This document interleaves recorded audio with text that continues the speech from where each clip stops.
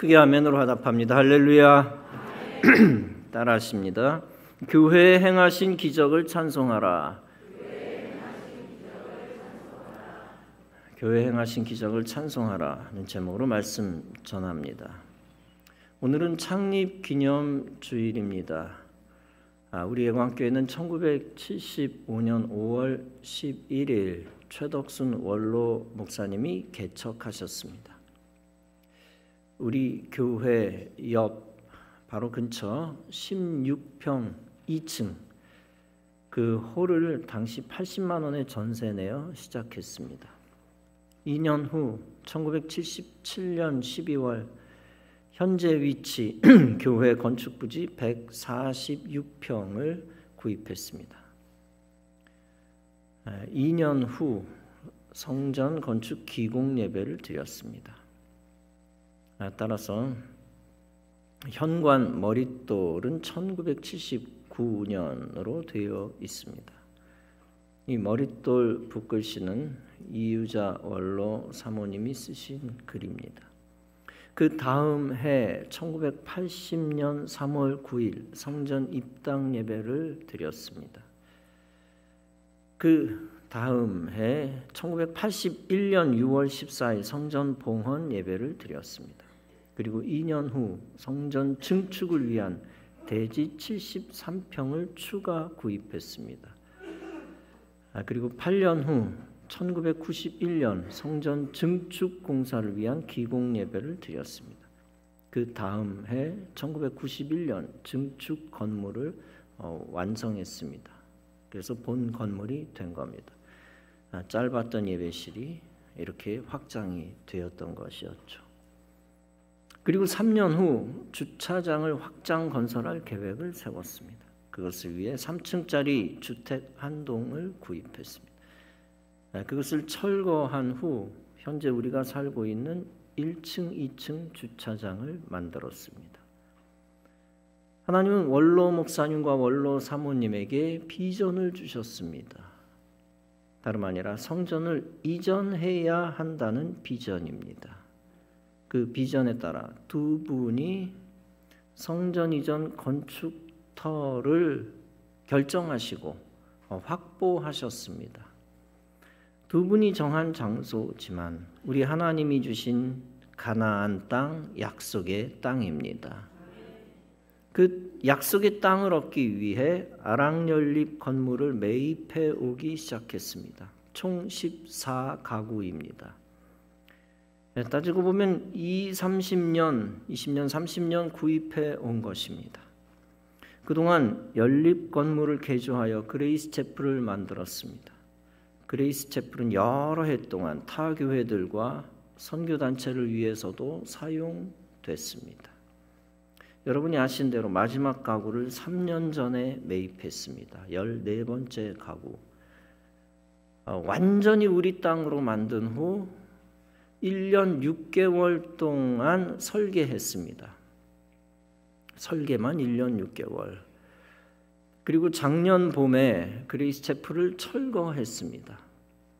바로 이어 기공 예배를 드렸습니다. 그리고 가을에 착공을 시작했습니다.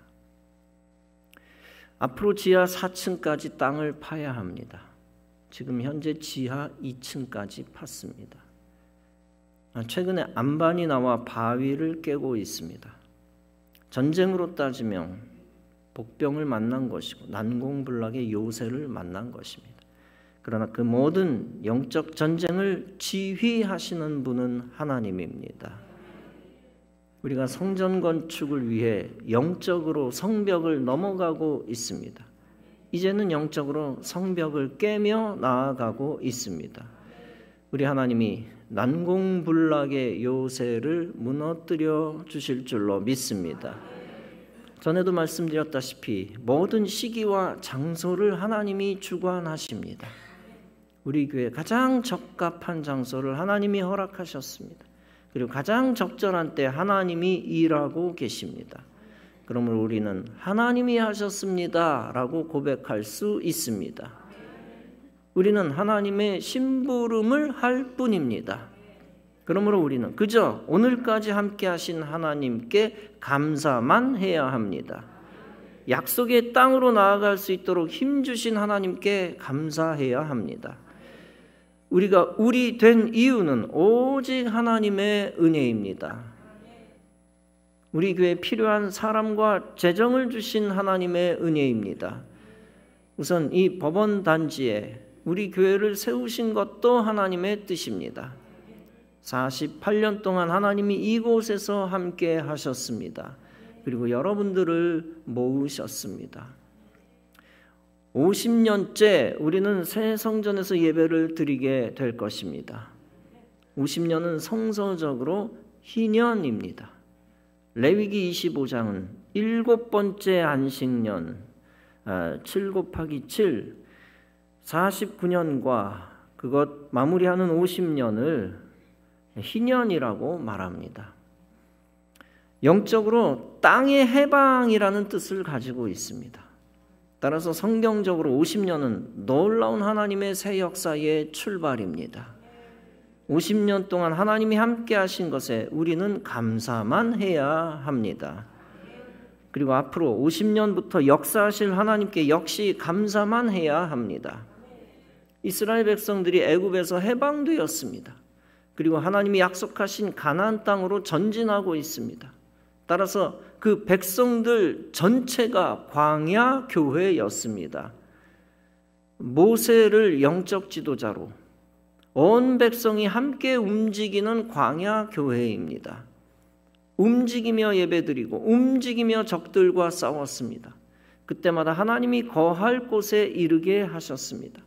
마라로 인도하시고 마라의 쓴물을 단물로 바꾸셨습니다. 오아시스 엘림으로 인도하시고 엘림에서 재충전을 하게 하셨습니다. 결국 젖과 꿀이 흐르는 가나안 땅으로 인도하셔서 성들을 주셨습니다. 그런 모습을 본문이 상징적으로 보여주고 있습니다. 본문은 말씀합니다. 그들이 광야 사막길에서 방황하며 거주할 성읍을 찾지 못하고 줄이고 목이 말라 그들의 영혼이 그들 안에서 피곤하였도다. 이에 그들이 근심 중에 여호와께 부르짖음에 그들의 고통에서 건지시고 또 바른 길로 인도하사 거주할 성읍에 이르게 하셨도다. 이 시편의 말씀은 우선적으로는 바벨론에 포로된 이스라엘 백성을 암시합니다. 그들이 바벨론에서 해방되어 거할 곳에 가게 된 모습입니다. 그러나 그 말씀이 꼭 바벨론 포로 이야기만은 아닙니다. 모든 역사에 걸쳐 억압받았던 이스라엘 백성을 의미합니다. 그런 이스라엘 백성이 하나님의 은혜로 생명과 기쁨을 얻었다는 것입니다. 그리고 그런 그들이 선물 주신 하나님께 감사해야 한다는 것입니다. 본문은 계속 말씀합니다. 여호와의 인자하심과 인생에게 행하신 기적으로 말미암아 그를 찬송할지로다. 그가 사모하는 영혼에게 만족을 주시며 줄인 영혼에게 좋은 것으로 채워주심이로다. 우리 교회는 영적 뿌리의 역할을 하고 있습니다. 최상훈 목사의 화양교회와 최상일 목사의 은정교회의 영적 뿌리입니다. 하나님은 그 두 교회도 감리교회의 축복의 본보기가 되도록 만들어가고 계십니다. 우리 예광교회를 영적 뿌리로 만드신 하나님을 찬송하시기 바랍니다. 특별히 우리 교회는 교단 안에서 신본주의를 이끄는 교회가 되었습니다. 또한 우리 교회는 교단 안에서 인본주의와 싸우는 교회가 되었습니다. 기독교 안에 숨어 들어온 반기독교, 반하나님, 반성경과 싸웁니다. 더 나아가 나라를 무너뜨리고 교회를 무너뜨리는 반교회와 싸웁니다. 그런 거룩한 사명을 주신 하나님을 찬송하시기 바랍니다. 그런 사명을 이루라고 우리 교회 새 성전 건축의 기회를 주신 것입니다. 이 시대에 하나님이 원하시는 영적 중심지가 되라고 기회를 주신 것입니다. 그리고 이 땅을 하나님의 도시로 만들라고 하나님의 국가로 만들라고 기회를 주신 것입니다. 따라서 우리 힘으로 성전을 건축한다고 생각하지 말 것입니다. 오직 하나님이 약속하신 것을 하나님이 하신다고 믿으시기 바랍니다. 인간의 힘으로 성전 건축하려 하면 시험 들고 갈등을 일으킵니다. 보유한 자금으로만 성전 건축하려 하면 하나님이 떠나십니다. 인간의 열심, 인간의 헌신, 인간의 지식만 의지하면 하나님이 떠나십니다. 하나님이 떠나시면 약속의 땅은 허락되지 않습니다. 오직 하나님이 하실 일을 기대하며 하나님 의지해야 합니다. 과거에 하나님이 하신 수많은 일을 우리가 간증해야 합니다. 현재 하고 계신 하나님의 일에 감사해야 합니다. 그리고 미래에 우리 교회 행하실 기적을 믿고 찬송해야 합니다. 무엇보다도 전 성도가 하나님 중심의 신앙을 붙들어야 합니다. 다시 말하면 전 성도가 하나님이 기뻐하시는 신앙을 가져야 합니다. 그러면 하나님이 건축주가 되시고 하나님이 관리자가 되실 것입니다. 새 성전을 하나님이 약속하신 성전이다 라고 하는 것을 전 성도가 믿어야 합니다. 그렇지 않고는 함께 전진할 수 없습니다. 여러 교회들을 보면 그 교인들의 색깔이 다른 것을 봅니다. 다양합니다. 어떤 교인은 신본주의 신앙, 어떤 교인은 인본주의 신앙을 가졌습니다. 이런 식으로 신앙을 따로따로 달리 가져서는 안 됩니다. 왜냐하면 인본주의 신앙은 하나님 기뻐하시는 신앙이 아니기 때문입니다. 간혹 인본주의 신앙으로 끌려가면 약속을 의심하게 됩니다. 인간적으로 두려운 마음이 들 때에 약속을 의심합니다.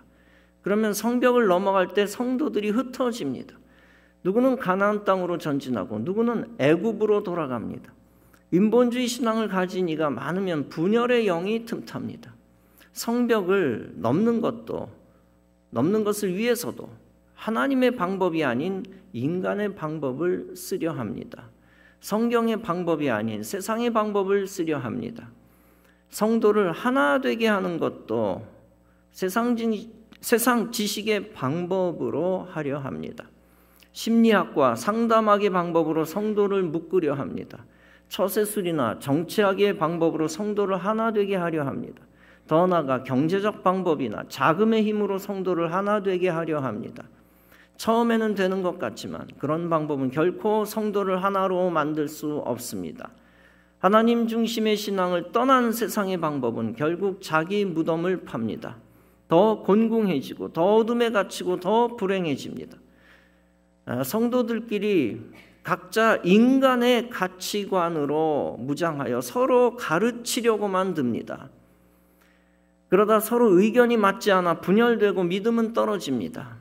그러다 하나님이 약속하신 것을 받을 자격을 잃어버립니다. 그리고 그것을 통해 주시는 특권과 축복의 기회도 잃어버립니다. 결국에는 마귀에게 웃음을 선사하는 영적으로 이적 행위를 하게 됩니다.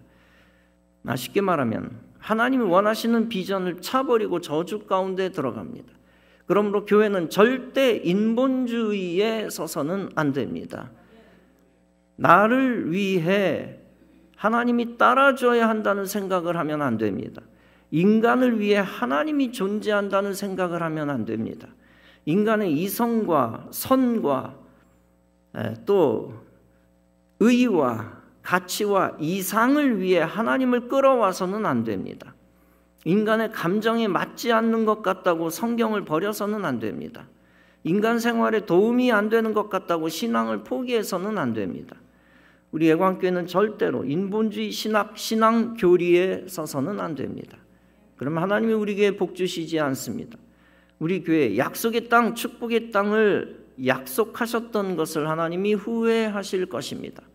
오직 우리 애광교회는 오직 신본주의 신앙에 서야 합니다. 그러면 하나님이 우리 교회에 복을 주실 것입니다. 우리 교회에 약속하신 약속의 땅, 축복의 땅을 허락하실 것입니다. 그곳에서 하나님이 성전을 세우실 것이고 영광을 받으실 것입니다. 시편 기자는 신본주의에 서서 하나님이 하신 일을 찬송하고 있습니다. 기자는 이스라엘 백성들이 스스로 고통에서 탈출했다고 말하지 않습니다. 기자는 백성들이 스스로 바른 길을 찾아갔다고 말하지 않습니다. 기자는 백성들이 알아서 자기가 살만한 성읍에 도착했다고 말하지 않습니다. 반대로 오직 시편 기자는 하나님 중심의 신앙을 가지고 고백합니다. 백성들이 근심 중에 여호와께 부르짖었다고 고백했습니다. 그로 인하여 하나님은 고통에서 백성들을 건지셨다고 했습니다. 즉 백성들이 기도한 것을 하나님이 듣고 구원하셨다는 겁니다. 인간의 힘이 아니라 기도의 힘이라는 것입니다. 이처럼 구원 사건, 해방 사건은 모두 하나님이 하신 일이라는 것입니다. 또한 하나님이 백성들을 바른 길로 인도하셨다고 했습니다. 하나님이 백성들로 하여금 거주할 성읍에 도착하게 했다고 했습니다. 결국 이런 사건은 하나님이 인생을 인자하심으로 대했다는 겁니다. 그것이야말로 하나님이 인생에게 행하신 기적이라는 것입니다. 따라서 그 하나님의 인자하심과 기적을 찬송해야 한다고 주장하고 있습니다. 마지막으로 시편 기자는 하나님 중심의 신앙으로 고백합니다. 하나님이 사모하는 영혼에게 만족을 주셨다. 줄인 영혼에게 좋은 것으로 채워주셨다. 이 시편 기자는 앞장들을 보면 다윗으로 나와 있습니다. 여러분도 다윗 같은 하나님 중심으로 신앙 고백하시기 바랍니다. 더 나아가 하나님 중심의 믿음을 가지고 하나님을 찬송하시기 바랍니다. 우리의 삶 속에서 놀라운 위대한 사건들이 있습니다. 승리의 사건, 성공의 사건, 기쁨의 사건들이 있었습니다. 그것들은 결코 인간의 업적이나 공로가 아닙니다. 그 모든 것들은 오직 하나님이 하신 일임을 믿으시기 바랍니다. 인간은 단지 하나님의 손 안에서 심부름만 할 뿐입니다. 인간은 하나님의 비전과 계획과 예정 속에서 선택받아 쓰임받을 뿐입니다. 그리고 인간은 하나님의 주권 아래서 하나님이 하실 일을 이룰 뿐입니다. 그러므로 여러분들은 하나님의 주권을 철저히 인정하고 순종하시기 바랍니다. 그러면 하나님 중심의 신앙으로 믿음을 지킬 수 있습니다. 거짓되지 않은 순전한 믿음, 하나님이 주시는 복을 받는 자 될 수 있습니다. 여러분, 하나님이 하실 일이라고 하는 게 무엇입니까? 다름 아니라 하나님이 영광 받으실 일입니다. 특별히 우리 교회를 통하여 하나님이 영광 받으실 일입니다.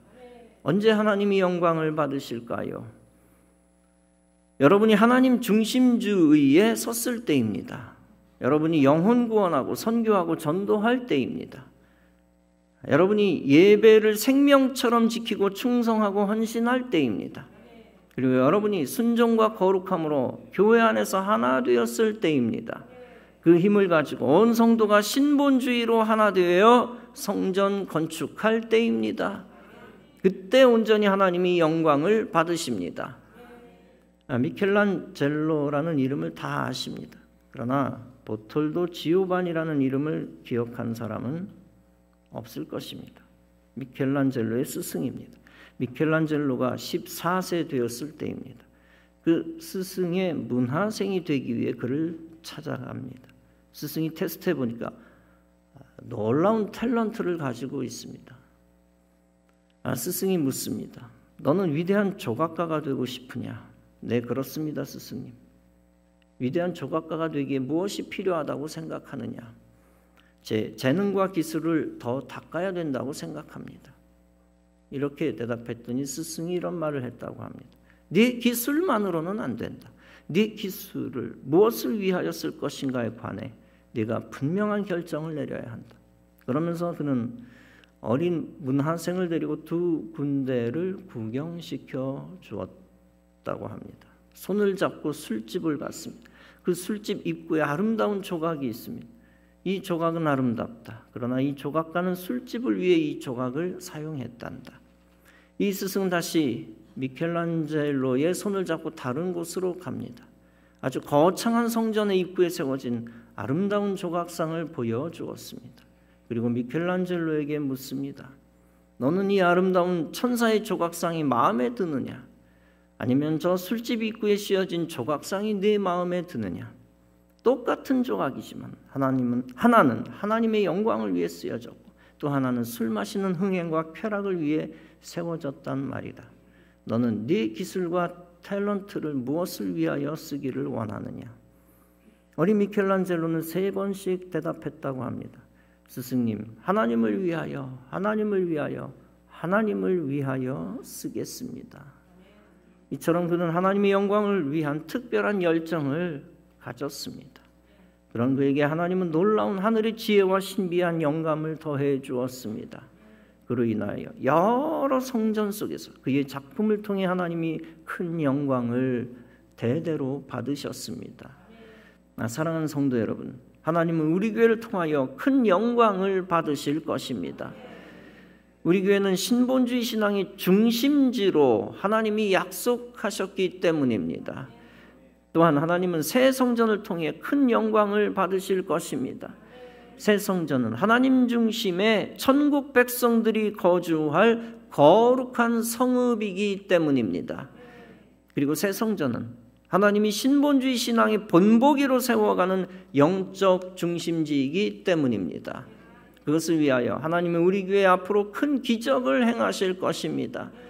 따라서 여러분 모두 그 놀라운 기적을 기대하고 믿으시기 바랍니다. 세상 중심, 인간 중심이 아니라 오직 하나님 중심 신앙으로 하나 되시기 바랍니다. 그 하나 된 믿음의 힘으로 충성하며 전진하시기 바랍니다.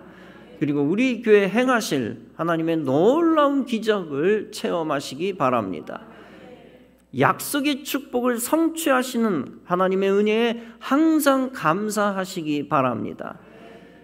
여러분 모두 우리 교회를 통하여 하나님이 부어주시는 하늘의 은총과 능력과 복을 다 받으시기를 주님의 이름으로 축원합니다. 기도하시겠습니다.